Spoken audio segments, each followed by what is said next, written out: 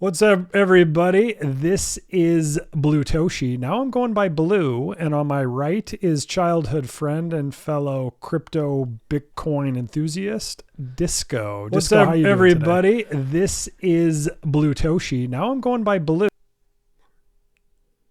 Can you hear me? I was lagging. Yeah, do you know why? Is it still lagging now? No. Okay, cool. Well, welcome everybody. This is Decentral Lens. X and Periscope through our streaming service has been a little bit goofy. I think it's recording though. I think it's working this time, Disco. Yeah, I think we're rolling. We're good. Let's do this. This is great. Okay. Well, welcome everybody. Everyone's it's just so, seismic, the drop of the Toshi and going with just the blue, that everything's got to adjust to the change. But I think I like the more brevity, approach with blue versus blue Toshi. So I'm all here for it for sure. I don't know if I can modify Disco too well, but we'll see how things go. Yeah, the X handle is still at Blue Toshi, but I just went by Blue because there's actually someone in the Bitcoin booze named Blue Toshi, spelled totally different. But when I went to Nashville, when I went to Bitcoin Nashville, people were like, "You're not Blue Toshi," and I'm like, "Oh, there's another one." And he was in super early to ordinals, just like I was. We didn't really know each other, but I knew Boo Toshi, the other Bitcoin Boo founder. So I was like, people call me Blue anyway. So I like it. It's simple. It's short, BLU, but the handle's still Blue Toshi. So I think the feed is working. We had to do a workaround here through Ecamm Live US East instead of going straight through X. So we'll see how this looks, but I think it's working. Yeah, I can see it. I think we're good. We roll with it. All right. Yeah. And, we're sitting here, kind of touching base on where we're at. And, we always say that we're always part of the reason we do the show is just almost to keep up and, be entertained, which is the purpose of the show. But there's just always so much new content to get into, and it kind of lines up, almost seasonally. We had kind of the summer, hey, let's go out and touch grass and get in water and do everything like that. And now we're in the stage of the year where I'm looking up, do squirrels really taunt dogs on purpose? And I found out that is true, because I've been seeing squirrels just wreaking havoc in my dog's life, and they're like sitting out the window just like laughing at him, and he's on looking up out the window trying to engage. So we're definitely in that time of the year where people are getting their stashes ready for the winter season. And in some parts of the country, like where I am, people are getting excited about seeing some snow up in the mountains and things like that. So definitely excited to kind of have the rubber hit the road and see how this year really plays out and ends up on so many different fronts. Yeah, there's a lot going on. Yeah, my dog has never caught a chipmunk or a squirrel, and it's probably better that way, but our bird feeder feeds a lot of them. So with that said, everybody, this is Decentral Lens. I am Blue. This is Disco, and this is going to be a fun day. There's a lot to digest and a lot of cool stuff to talk about. And dare I say, we're in like these little like oasis mini bull markets in the ordinals rune space that, maybe Singapore, maybe we have the halo effect from that, but there's something going on here. So with that said, we'll do the opening and then let's dive right in. This is Decentral Lens, distilling the crypto news you need to know and why.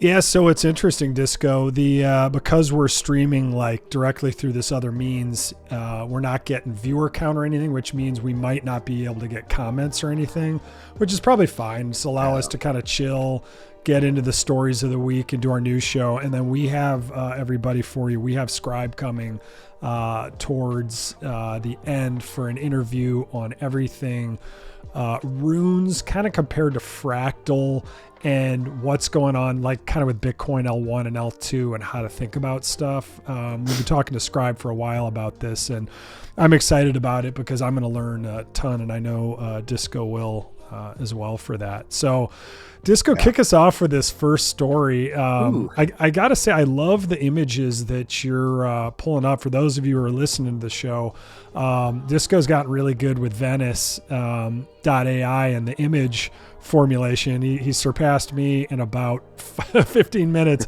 with some of the stuff he's pulling off. Nonsense, but there's nonsense. Yeah. So give us loop us in on this first story. Yeah. What's going on? Well, this came out yesterday, and basically the Department of Justice is now suing Visa, and basically they're calling out something that we've known for a long time. And just to be clear, they're doing it specifically on the debit card line of business, but they're basically saying, hey, you make $7 billion per year on what are, quote, like go between processing fees that really do kind of feel invisible to the user and not so much to the retailer. But they made a good point of zooming out. They're like, this actually leads to inflation. It leads to goods costing more. And why are you able to get away with doing this? I was really happy to see that. As I say, we've been under the microscope and kicked around as an industry from so long. And this is really, one of the fundamental value propositions of the entire movement that we're a part of. So I didn't see it massively covered on, X crypto and all that, but I do think it's a pretty seismic thing to see the Department of Justice actually address, call out, and go after a company the size of Visa for what they're doing on basically toll taking. If we're honest, like that's essentially the net of the conversation, right?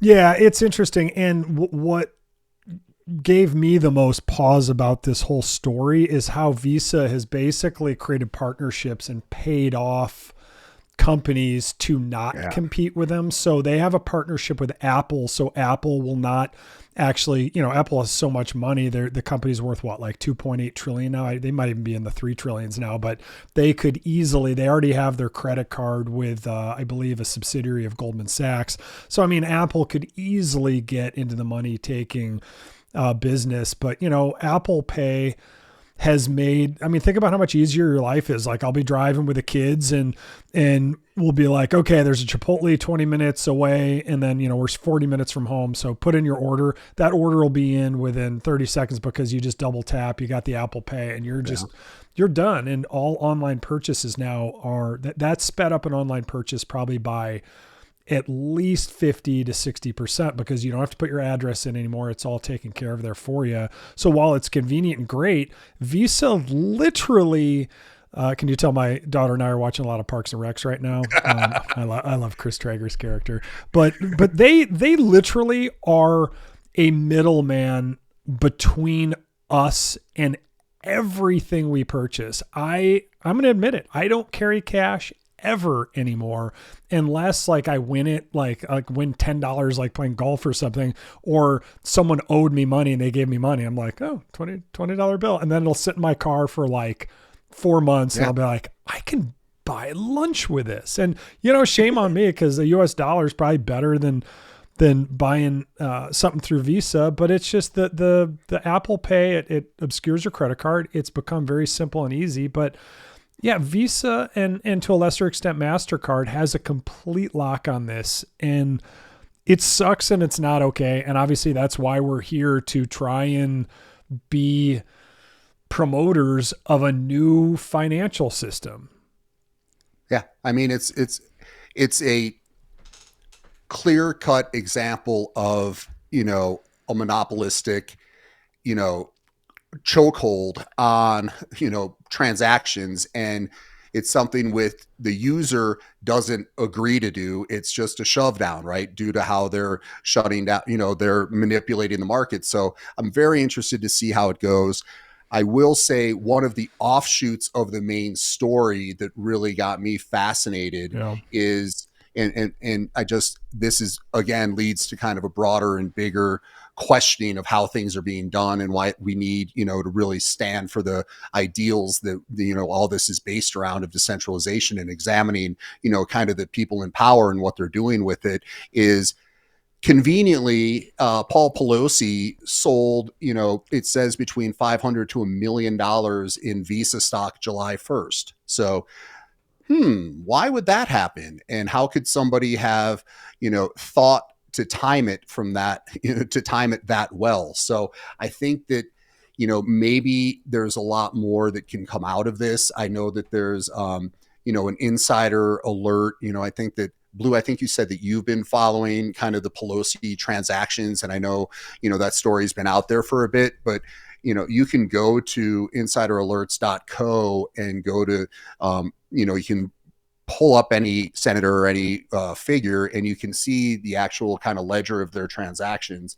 And plain as day, you can see that on July 1st, they dumped, $1 million worth of Visa stock. So come on, there's so much to unpack in terms of the implications of just how kind of business as usual, really takes care of those, and the hypocrisy of, legislators, looking at industries and saying, hey, why are you doing it this way when this is out there and it's just kind of an open secret. Yeah, and this is a good call. Yeah, I follow a Twitter handle, and if you guys haven't followed it, it's great only just to see how corrupt a lot of our legislatures are. But it's called Nancy Pelosi Stock Trades, and basically you can just go in and copy the stock trades that Nancy Pelosi is making. And there's a ton of senators and Congress people who do this because it's not illegal for them to have insider news and trade stocks. Well, yeah, he just sold $500,000 to $1 million in Visa stock June 30th to July 1st. So, I wonder if there was closed door meetings where they knew about this information. It's just the fact that they live by different rules and are kind of overseeing all of us is an absolute joke. It's an absolute joke. But, if you follow this Twitter account and you can make the same picks that they make in real time. So the good news is you can follow it. The bad news is, why are they allowed to do this and nobody else is? It's just it's so brazen and so corrupt, and nobody, of course, none of them who are in office are going to vote against that because it's literally free money. Like they know how big a market swing something's going to have if the Department of Justice is going after them for basically having a monopoly. But, does Bitcoin solve every single transaction for everything? No, but it's a good start, and Lightning Network and, even Ethereum, other chains, like there are better systems. We got to cut Visa out of that. Cause remember that 3%, that's passing through right to us. It's putting strain on retailers, certainly maybe not the big ones as much, but certainly the smaller ones, because that price, they're either eating it or passing it on to us. That's why you're seeing a lot of debit card transactions now being free, or cash or check. There isn't a 3% upcharge, which I guess if you read from Visa, they were the ones who had blocked that for years. You weren't allowed to do that, and now you are. So it's an absolute joke. And Disco on top of it, I don't know if you saw this, Capital One, who, if you watch any sports in America, especially football, Capital One commercials are probably half of all commercials. Like they plaster everything. Think about all that advertising. That's probably easily a couple billion a year in advertising that they do. That money goes into the advertising for Capital One, that goes into the prices of the products you pay. So not only did they get their 3%, they get their 3% because of all this advertising. It's like, you know what? I don't need advertising for what card I pull out of my pocket. I'd rather save money. I'd rather have small retailers save money and have innovation happen and not be stifled. So we'll see what happens with this story, but good dig on this and just finding it. It makes me so angry. I know, like I usually really try to, frame my language or watch it, to a degree, but there's nothing else to call it but complete bullshit that you have legislators pretending to be, acting for the good of the consumer, whereas they're then doing a backdoor sale of, a stock on insider information, yet they're here to protect us. Like, just consumer protection. Smells. Right? Yeah. Yeah. And I don't know if you saw this either. So Capital One bought or is trying to buy Discover Card, who is the distant number three in this whole thing. I believe it's for like 5.3 billion or more. But Capital One is a big credit card. It's like, all right, Visa, screw you. We're going to get our own fees. So, and they're like, that's good for innovation because there's three companies, MasterCard, Visa, and now the Discover card's getting a little bigger and stronger with Capital One, that'll be good. No, three is not a big enough choice. We need entirely different financial rails, but I guess we're preaching to the choir here. Does it really even does it deserve that much more time? But it's an interesting story, and we'll keep covering as it develops. But you know what? Visa, F you. Yeah, I back you 100% on that sentiment. Very cool. So let's get a little into the politics here. There's been some great picture again, Disco. I love the Trump eating the burger. So as we all know, Trump went to Pubkey in New York, where a lot of the ordinals, degens folks, and a lot of people frequent. It's a great bar. Trump was the first president, because he is an ex-president, right, to use Bitcoin in a transaction publicly, as far as we know. But there's a lot more going on kind of politically, and a lot of different takes that are pretty nuanced that you found that are really interesting. So what did you find, Disco? Yeah, well, there's a couple things. So they kind of the big breaking story, and take it as you may, but Harris on the campaign trail said two words, digital assets. And the fact that she mentioned those terms in the way that she did spurned some people to get quite bullish about, she wants to, foster that. However, a lot of people have been saying, okay, well, let's look at what, potential policy means, or, what we can expect or kind of get from that, as opposed to, acknowledging and making the mention of it. So it's interesting. Stand with Crypto, which Coinbase, is behind, and that's where they rank the different politicians in terms of like an A to F scale for their favorability or support of kind of the crypto movement. They moved Harris from a B to an NA. And I thought that was quite telling, because they basically said, how could we really grade something where we don't have an actual policy to look at?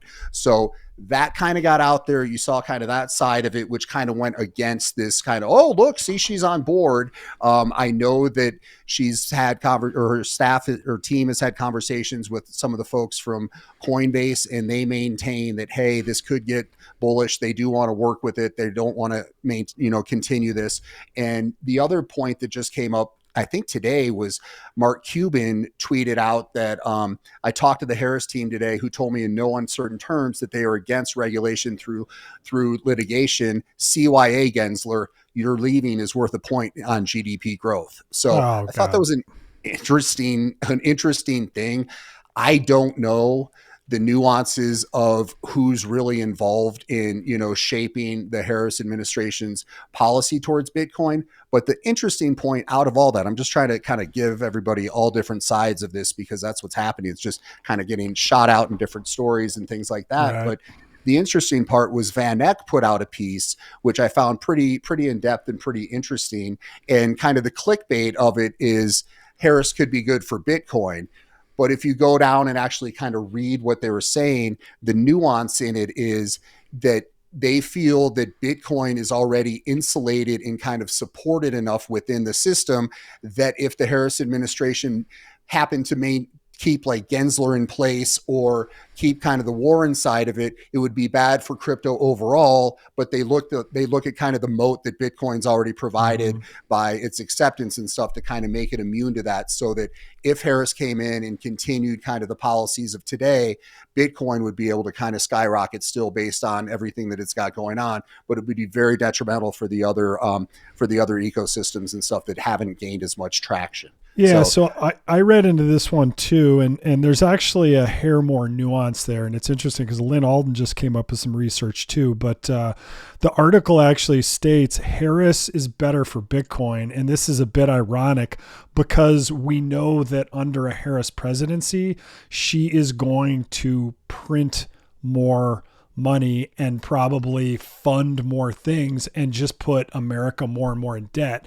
And as we're learning, the more money we print, M2 across the US and across the world, the more Bitcoin goes up. So it's a very strong correlation. In fact, Disco, this is hot off the presses from yesterday. Lyn Alden came up with a great research with Sam Kala to quantify Bitcoin's correlation to measure global money creation relative to other assets. So basically, this is how correlated, and I got to move my chair or move the screen a little over, but this is how, there we go. This is how correlated Bitcoin is. Yeah, close all. There we go. This is how correlated Bitcoin is to the monetary supply going up. So the more Harris prints, if she wins, the more it goes up. That's why they're saying Bitcoin's good for Harris would be good for Bitcoin, but the rest of crypto, they're saying that would be good for Trump because obviously he's doing this Liberty coin or whatever. He's obviously already done a bunch of NFTs. He's dabbled in Ethereum and other chains, whereas it's indirect from her actions why Bitcoin would get better. So the correlation from money printing to Bitcoin is 83.2%. Standard & Poor's 500 is 81%. Gold 68%. So you can see you're going down the chain. Bonds are only at 44.6%. So if you think money printer is going to go burr, this is something all of us have already known for a while.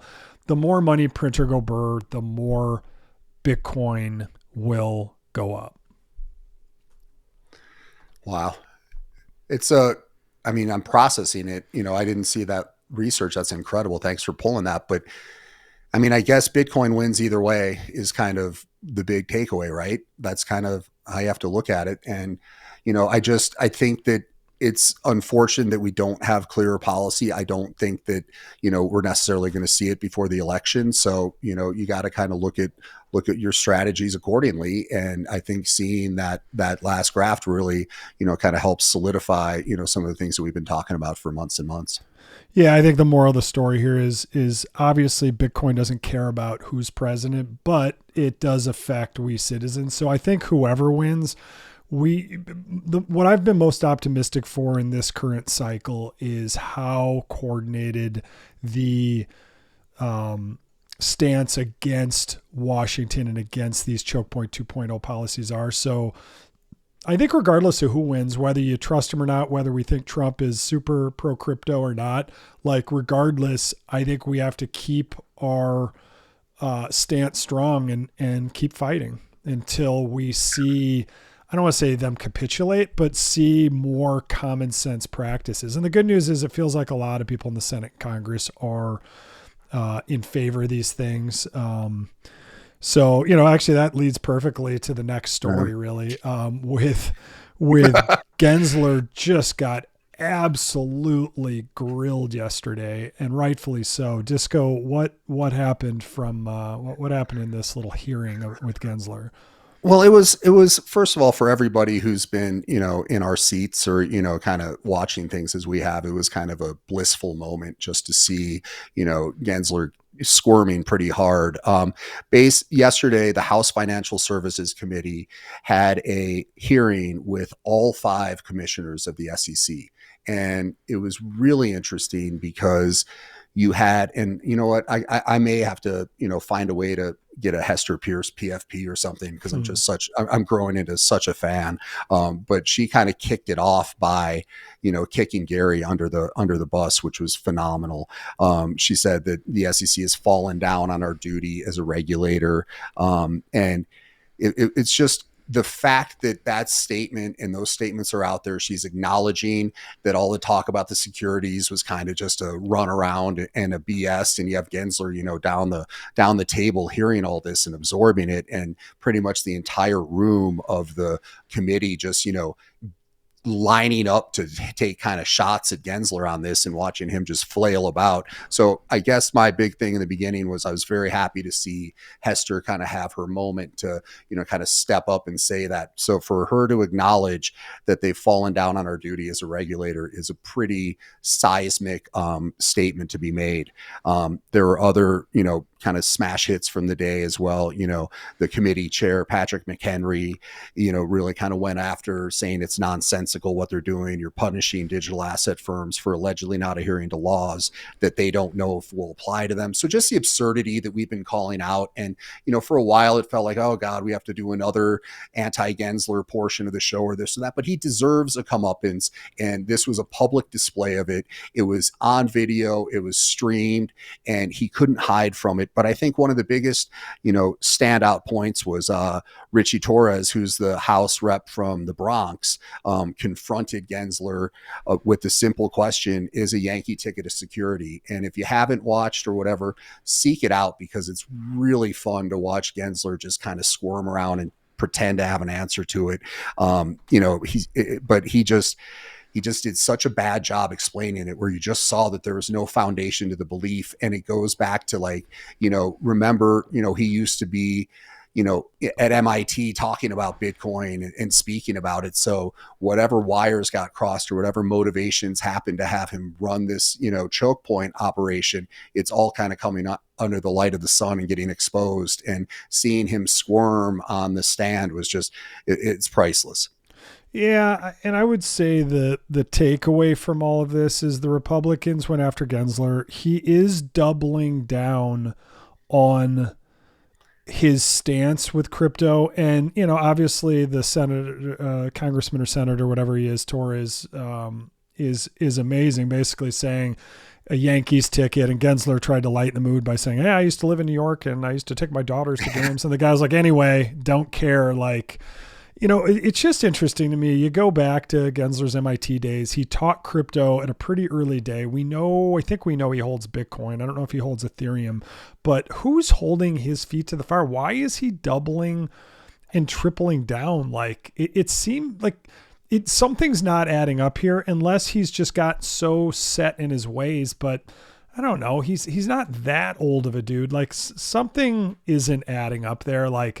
Maybe someone said, look, you'll be the fall guy, and then you get to have this comfy position when everything fails. Or, the Biden administration and the Harris administration, if that happens, is telling them hold strong. Crypto is dangerous for the US dollar. They can't have an off ramp, and you're going to be the one to fight it, and you'll get the treasury job. I just don't know what he would even be fighting for now, because the Chevron doctrine basically told us, or the Chevron deference, you can't basically regulate through enforcement now. You can't, the government is not going to have the teeth and the tools anymore just to make up their own expert, quote unquote, rules and kind of overshadow or trump what the courts say. This is the exact same case, yet it seems like the penalties that they're issuing in the all over for different companies it hasn't gone down. So it seems like they've dropped a couple, like the big Ethereum one I know they dropped, but it's ridiculous. So no Yankees ticket or a piece of art, a Squishamello or a Garbage Pail Kid, they're not securities, nor should. What did we do? What was it? Fly Fish last week, that restaurant? Yeah. They shouldn't be securities.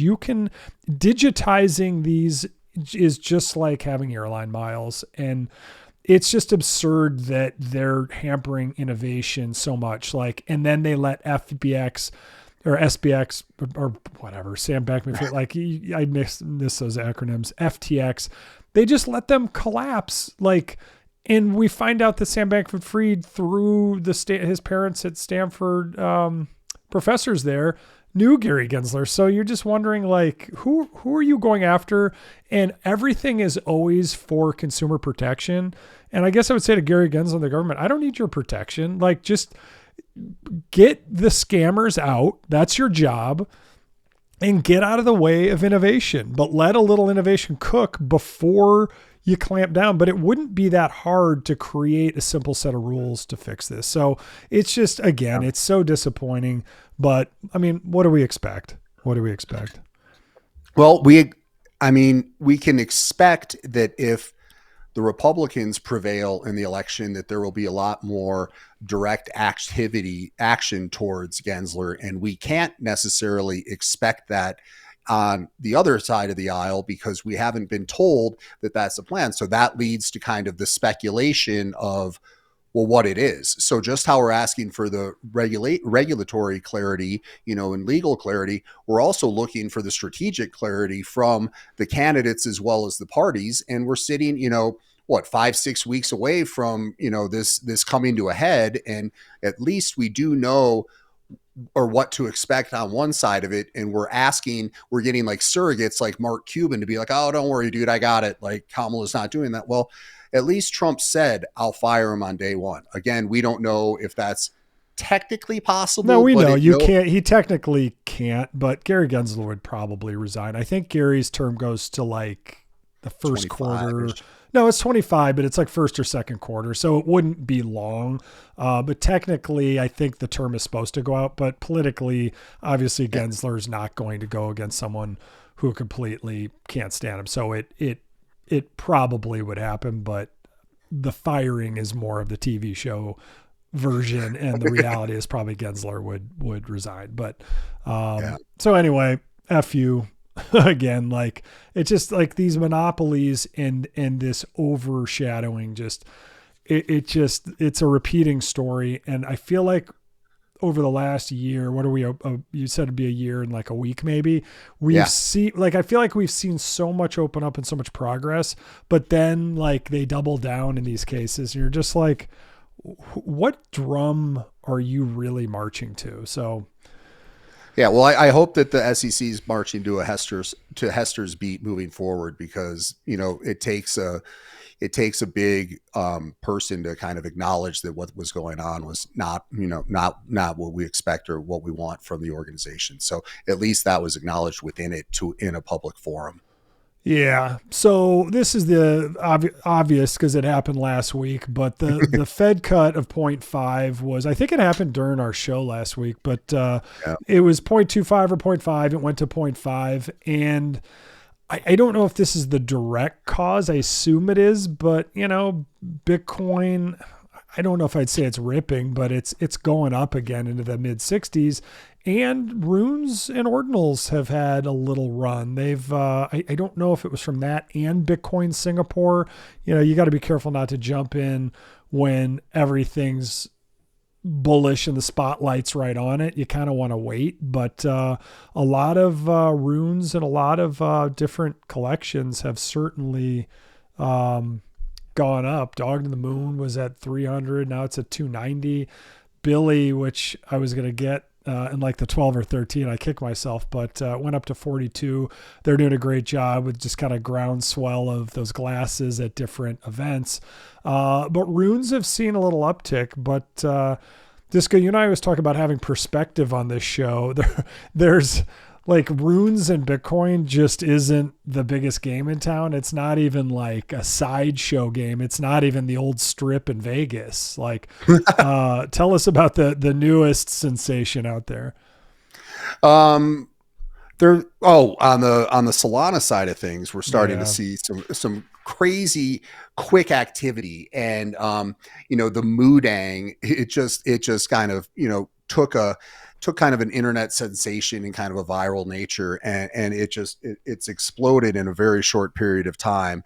And I think the main interesting part of it is just to see the pace with which something can go from internet meme into actual significant amounts of revenue. That thing went from like 0 to 70 million in I think it was 2 weeks. So something to keep an eye on, just in terms of if you think you're going to understand the game of memes and really kind of get in there, just make sure that you understand the frequency and just the shelf life of how things can kind of come to market so quickly. With pump fund and everything like that, they can spin these out and they can capitalize on them extremely quickly. So it just was interesting to see. We always say, oh, but what's the catalyst going to take for XYZ rune to take off or this to take off? Oh, we're waiting for all these other factors. Well, on the over in Solana, people aren't necessarily waiting. These things are happening at this time. So there is, there's some capacity in market within that space for things to kind of come to life very quickly. And I'm sure people, really made a lot of money and really rode that thing well. But I think it's just worth acknowledging that, as what you were saying, Blue, it's like, we sit there and we think, oh, when runes, when's all this coming around? And it's like, well, some of this stuff is happening. We just have to be aware that it's not always happening in the sandbox that we're focused on.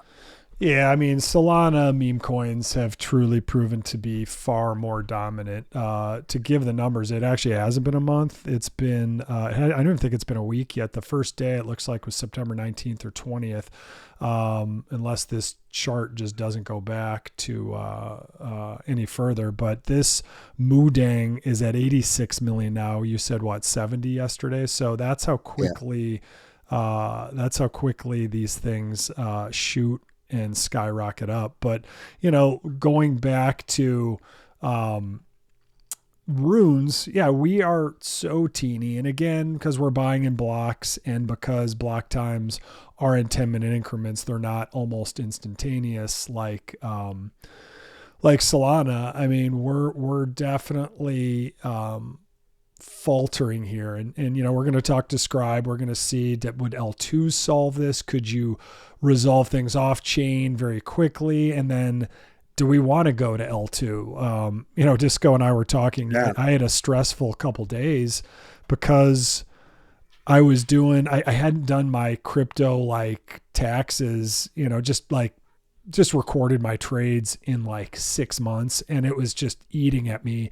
And I was like, you know what? Just suck it up. So Monday and Tuesday this week, the last 2 days, I just sucked it up and did it. And I sold a lot of just garbage that like Optimism. Do you guys know that on Optimism, basically it takes, check this out, Disco.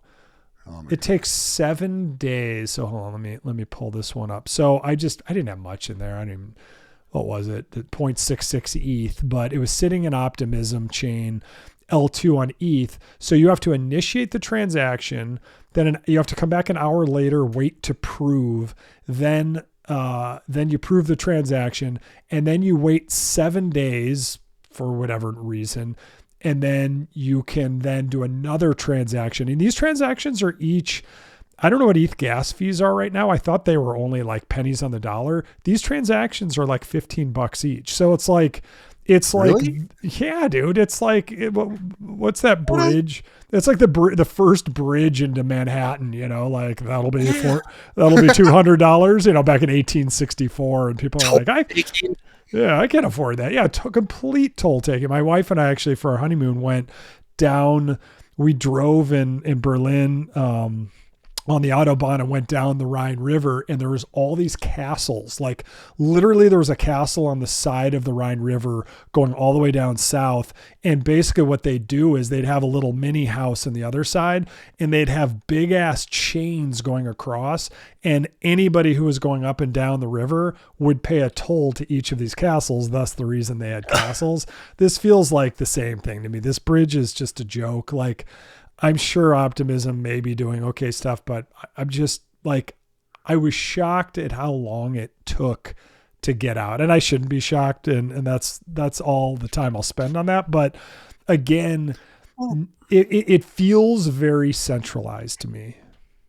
Yeah. And when did that 7-day lockup become apparent to you? Was it once you were in the transaction and then it was like, oh, what? Like they want me to wait 7 days? Like, no, they did have a warning. When I did the first transaction, it just said, just so you know, this is in private beta, which to me means like it's totally centralized with a multi-sig wallet behind it. So basically I got that warning, and then they did say what the process was before. And I'm like, well, I want to get it out. I want to bring my Ethereum on the L2 OP chain back onto Ethereum on the ETH chain. So thus what we would call, layer 0 Ethereum.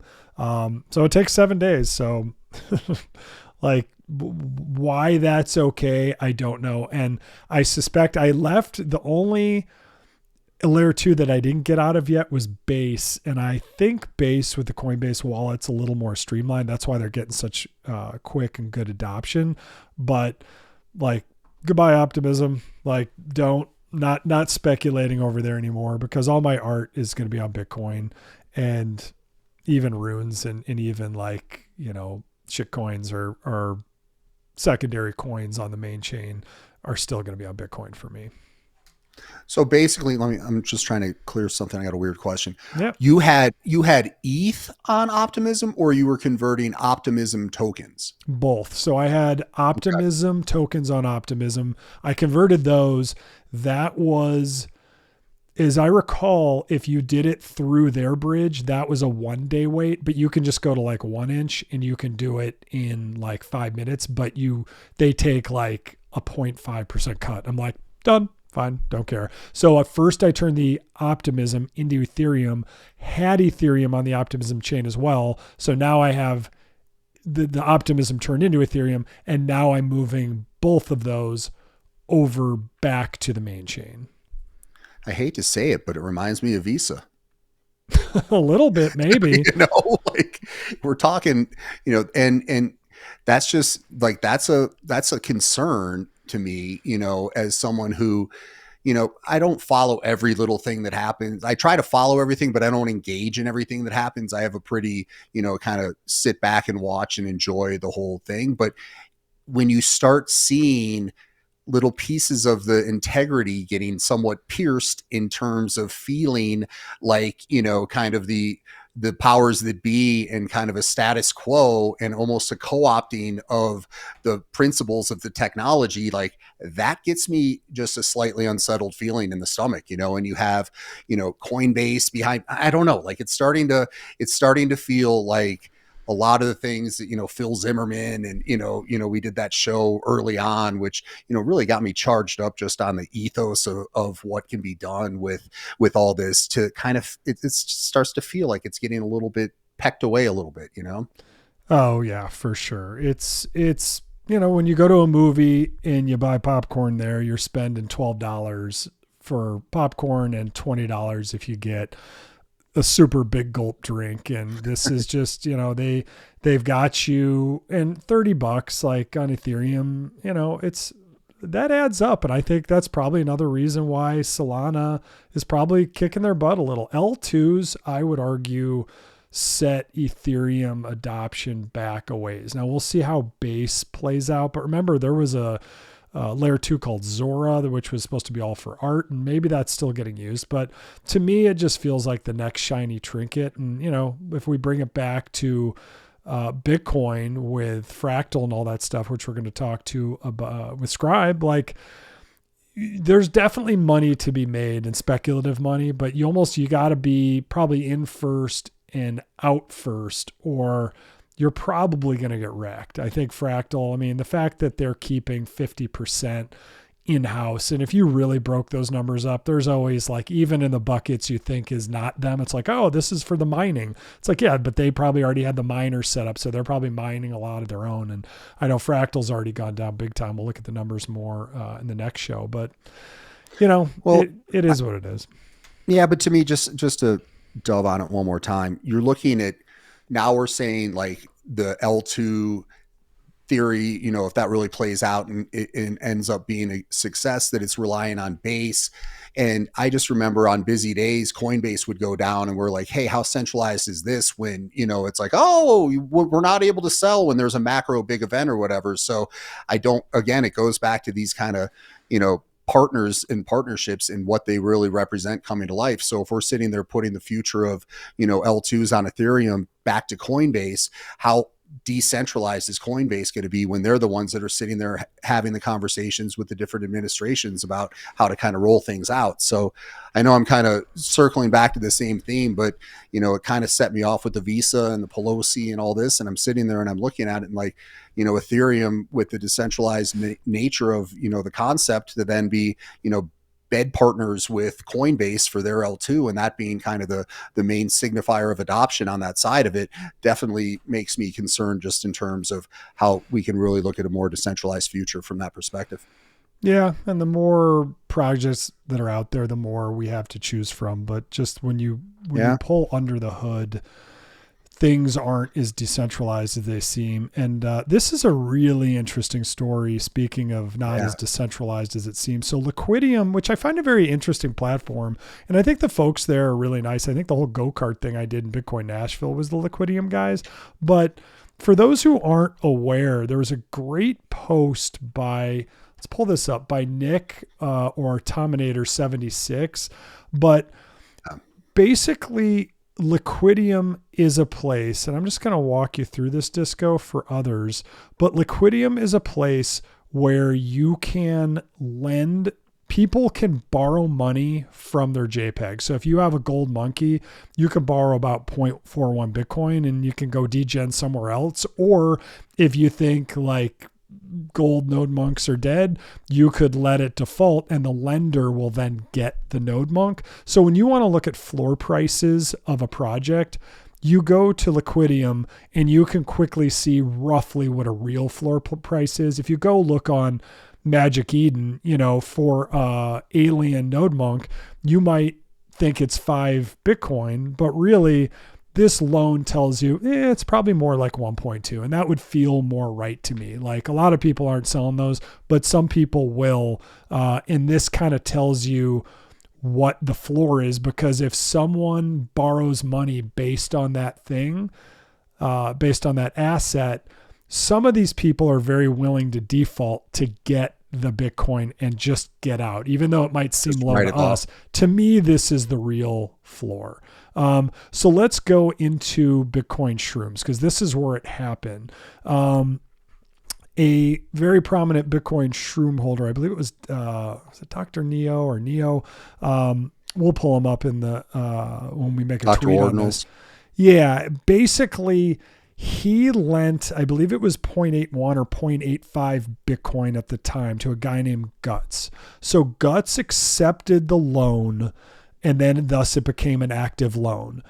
If Guts within that, call it 10-day range, pays off the loan and the interest, then he gets to keep the asset that was kind of being held in escrow by Liquidium, and then the lender gets the interest and the original borrower gets his asset back and pays a little interest to borrow that money for a short period. So a very risky thing, but a lender who's got a lot of Bitcoin, you could see why getting interest in these little 10-day cycles, at 40, 50, in some cases like 90%, is pretty good. Remember 10 days, that's 100% if it were a year. So it's not like you're if it's 100%, you're not doubling. It's the 2 week by 3 pro rata. Exactly. So it's not as good as it sounds. But if you do that all year long, you're pretty much, you could turn, in this case, 0.95 Bitcoin as a lender into 1.9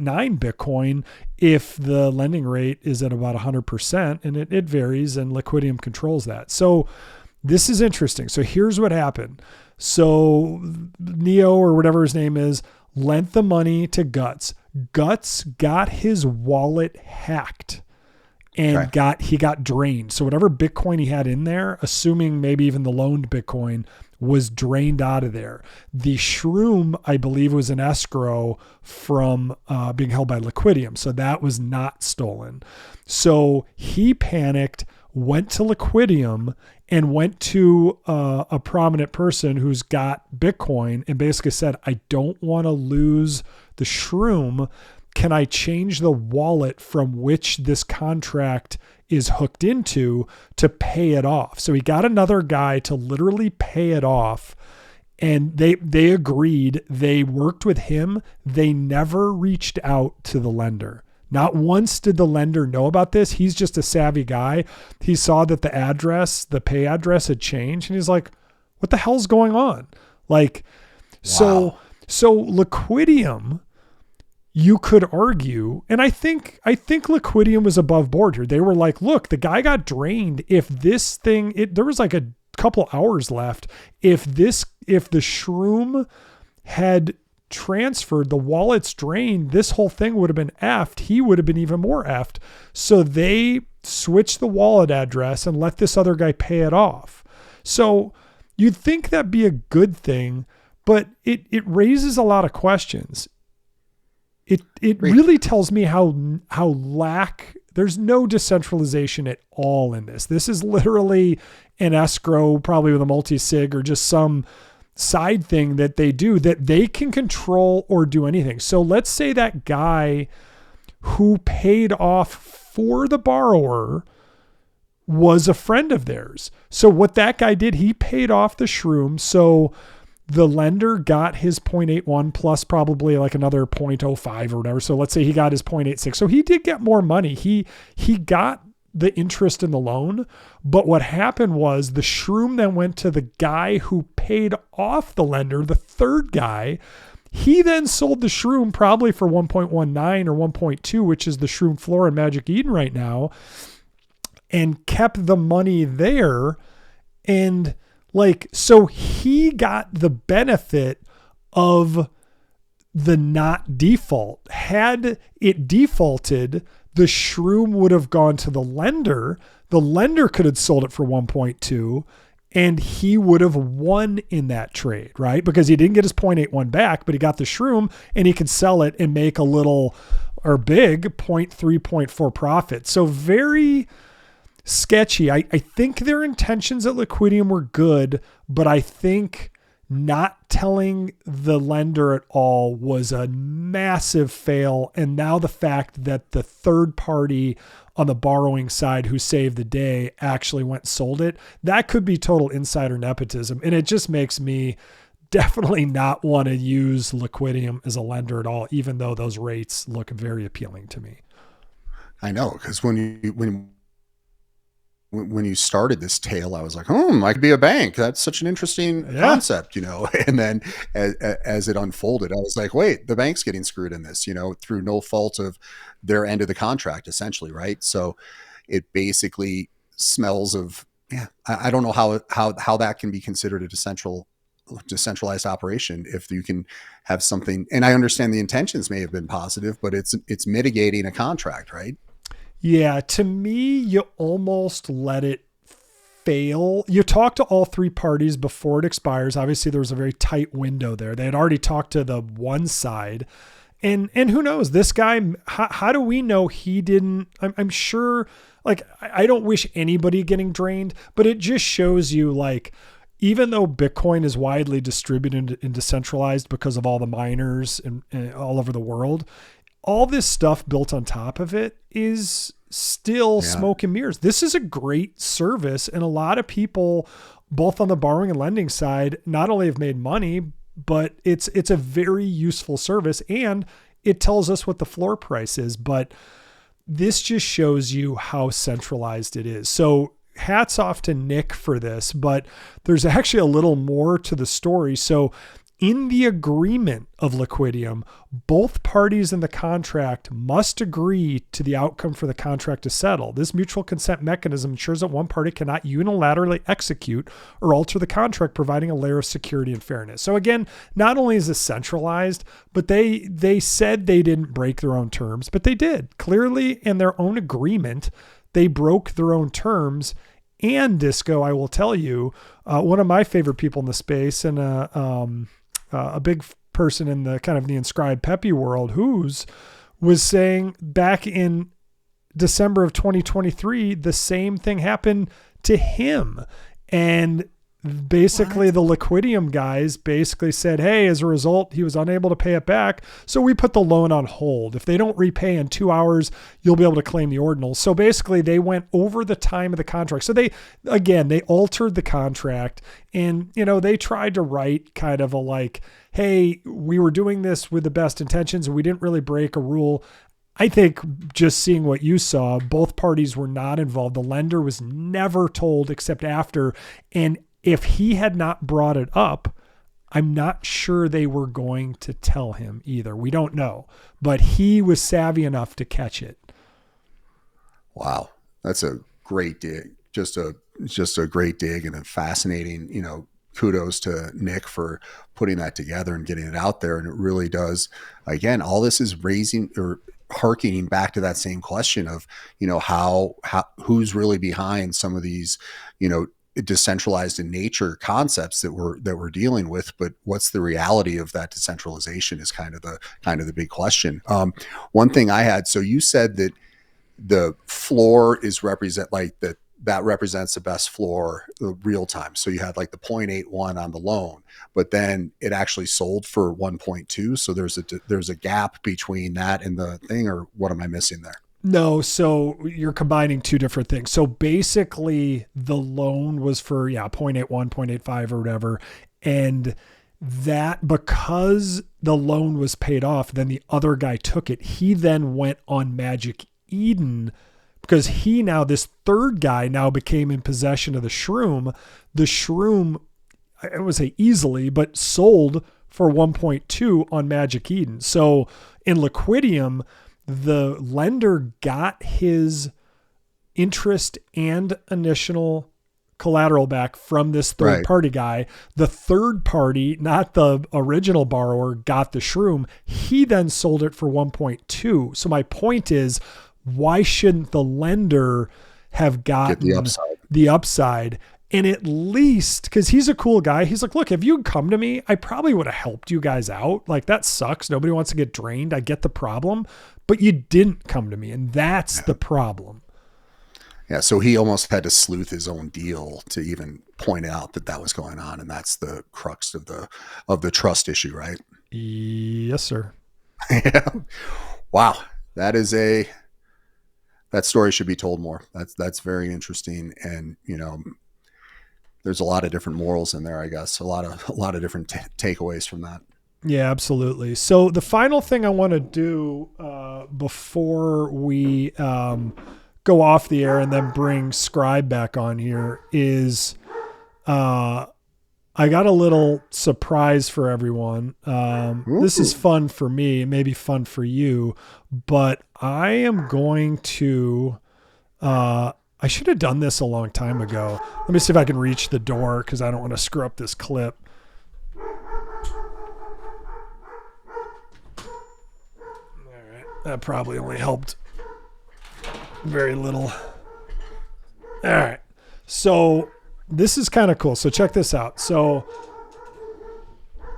you know what, Disco? I think we're going to save it. I think we're going to save it. Okay. So let's wrap here.